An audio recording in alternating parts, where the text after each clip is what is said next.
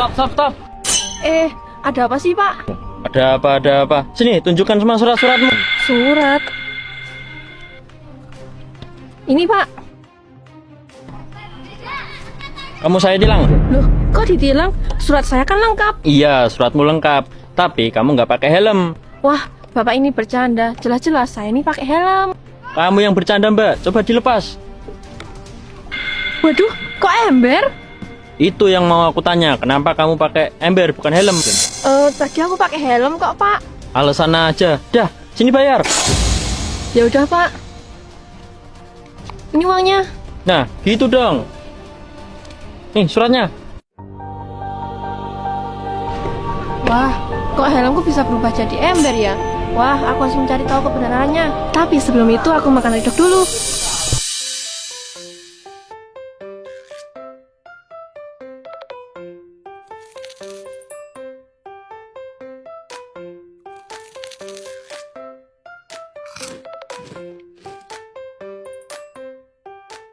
Nah, saatnya cari tahu. Itu dia penjual helm tadi. Dengan semprotan ini, aku bisa merubah apapun menjadi helm. Haha, dengan begini, aku bisa menjualnya dan dapat uang. Oh, karena semprotan itu, dia mengubah ember jadi helm.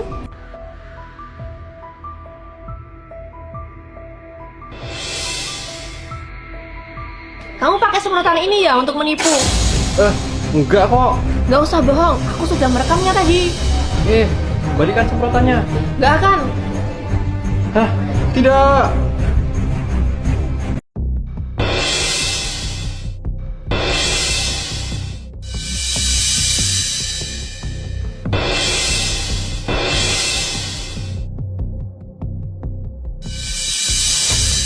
Kita ini bukan bisu, tapi karena hari ini hari tanpa bicara. Ingat ya, peraturannya hari ini hari tanpa bicara. Hah? Hari tanpa bicara? Iya, kalau sampai bicara, potong gaji. Hah? Peraturan kok gitu, Bos? Kamu bicara, potong gaji. Loh, kok gitu, Bos? Tuh kan, potong gaji lagi. Makanya kami berdua komunikasi lewat kertas. Gimana, Mas? Mobilku udah jadi apa belum?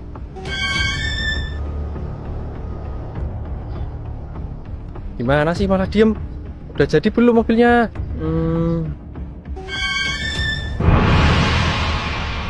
Ditanya malah diem aja. Aku akan laporkan ke bos kalian. Gimana sih kalian? Kok pelanggan tadi bisa marah?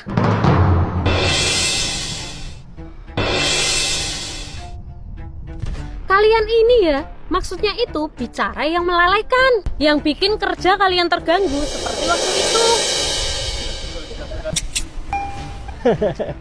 Waduh, salah gunting kabel aku. Hah?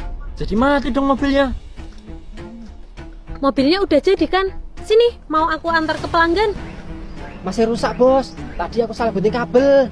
Iya, Bos. Soalnya tadi kita sambil bercanda, jadi nggak fokus. Hah? Kalian ini ya?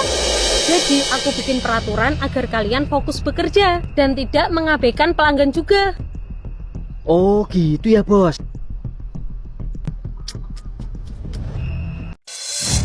Loh, kok isinya apa jatuh kayak gini? Wah, berarti kamu kena tipu, Gun. Ini semua terjadi salah kamu sendiri. Kan tadi aku udah bilang. Ini Mas HP-nya. Wah, berapa ini, Mas? Sama Mas, 5 juta aja. Udah murah itu. Wah iya, murah banget. Padahal kan harga pasaran HP ini tuh masih 10 juta.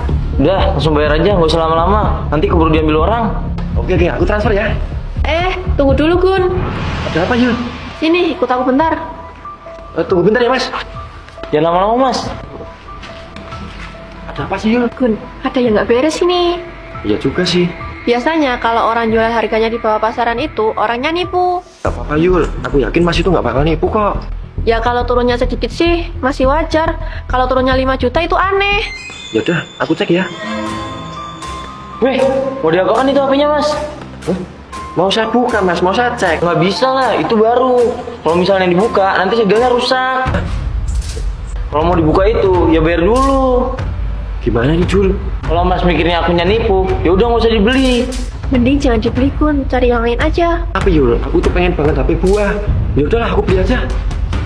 Gun, Ya udah Mas, saya bayar ya. Saya transfer. Nah gitu dong, tenang aja aku gak bakal nipu kok. Aku menyesal udah beli HP ini malah kena tipu. makanya Gun, lain kali itu kalau beli barang jangan tergiur dengan harganya yang murah. Terus kalau beli barang itu sebisa mungkin cek dulu isinya. Iya Jul.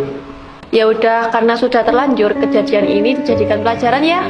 Iya Jul, lain kali kalau aku beli barang nggak akan mudah tergiur dengan harga murah dan akan lebih berhati-hati. Bagus, dan semoga pelaku yang menipumu tadi segera ditangkap polisi agar tidak ada korban penipuan lagi. Iya, aku berharap Mas yang menipuku tadi segera dipenjara. Mas, beli motor yang 500.000 dong. Hah? 500.000? Kamu gila ya mbak? Hah? Gila. Iya, harga motor tuh minimal 3 jutaan. Ada-ada aja. Ya, siapa tahu ada mas. Ya ada, tapi mati. Mau nggak? Mati ya? Mau? Hah? Mau? Maksudnya apa sih mbak ini? Ya udah, bentar. Ini motor matinya. Wah, ya udah mas, ini uangnya. Dasar orang aneh, beli kok motor mati. Mas, boleh pinjam obengnya? Hah? Obeng? Nih.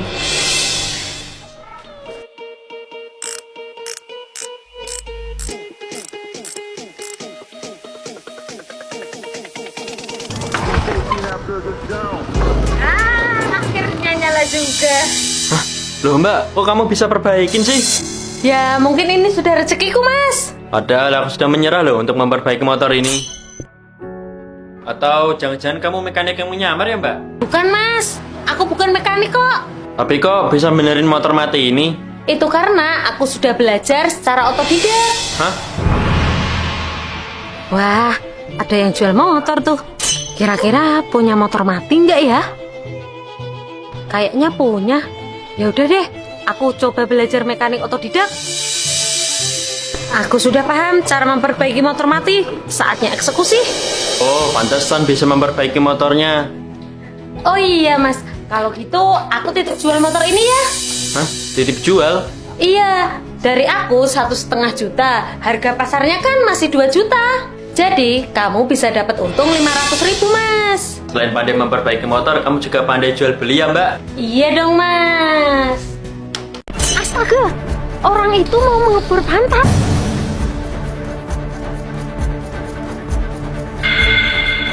Aduh, siapa ini yang melebar sendal? Mas, sembrono ya kamu ini. Hah? Sembrono? Sembrono apanya mbak? Itu, bahaya tahu. Masa kamu mau mengebor tubuh orang? Jangan main-main sama alat kayak gitu. Siapa yang mau main-main mbak? Aku itu beneran mau ngebor tubuh dia. Hah? Beneran? Iya, bukan main-main, tapi untuk menolong dia. Hah? Masa mau menolong kok pakai bor? Kalau nggak percaya, tanya aja sendiri sama dia. Apa bener mas? Iya mbak, saya yang minta. Tapi kok bisa mas? Kamu minta tubuhmu sendiri dibor? Soalnya tadi itu Waduh, aku kalah. Kalau gitu, sini kelerengnya, karena aku yang menang.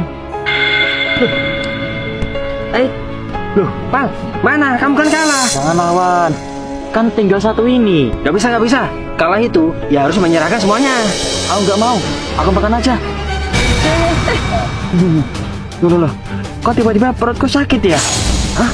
Tuh, gimana ini Wan? Aku nggak bisa kentut. Tuh, makanya aku minta tibur aja biar bisa kentut. Mas, kalau gitu caranya, kamu bukan sembuh, tapi malah bisa pindah alam. Hah? Pindah alam? Nah, terus gimana dong mbak? Aduh. Hah? Kelerengnya bisa keluar. Hore, aku udah sembuh. Makanya mas, jangan main-main lagi makan kelereng. Iya mbak, makasih banyak ya.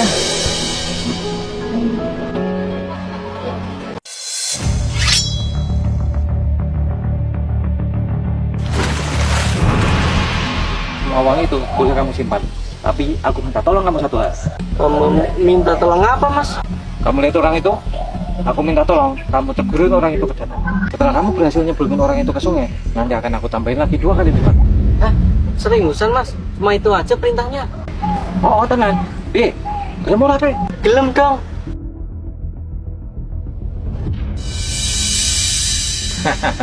Sekarang tamat riwayatmu Bu Julia. Loh. Bukannya pengemis itu aku suruh untuk nyeblongin Bu Julia ke danau.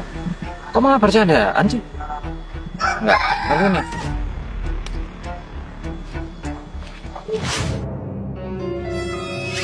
Bang, kamu itu aku suruh untuk menyeblongin Bu Julia ke danau. Kok malah kamu ajak bercanda sih? Aku nggak bercanda kok. Tadi sudah mau aku cemplungin, tapi Tapi dia lebih memilih nyemplungin kamu daripada aku. Bu Julia, kok Anda bisa di sini sih? Kenapa? Kamu kena mental? Enggak sih, aku cuma heran aja. Kok Bu Julia tiba-tiba ada di sini? Yaudah kalau gitu aku pamit dulu ya. Pak Wahyu, Pak Wahyu. Ini Mas, upah yang aku janjikan 5 kali lipat dari Pak Wahyu. wah, makasih banyak ya Bu. Tapi kenapa sih Pak Wahyu ingin sekali menyeburkan Bu Julia ke dalam danau? Karena Pak Wahyu itu tidak pernah aku kasih uang lembur. Karena dia selalu korupsi jam kerja. Dan sementara karyawan lain selalu aku kasih uang lembur. Meskipun pada nggak lembur. Mungkin karena itu Pak Wahyu jadi geting sama saya. Dan ingin menyemplungkan aku ke danau. Melalui kamu Mas. Wah, sungguh licik sekali Pak Wahyu itu. Untung aku nggak menerima tawarannya. Jadi aku sudah tahu akal bulus Pak Wahyu.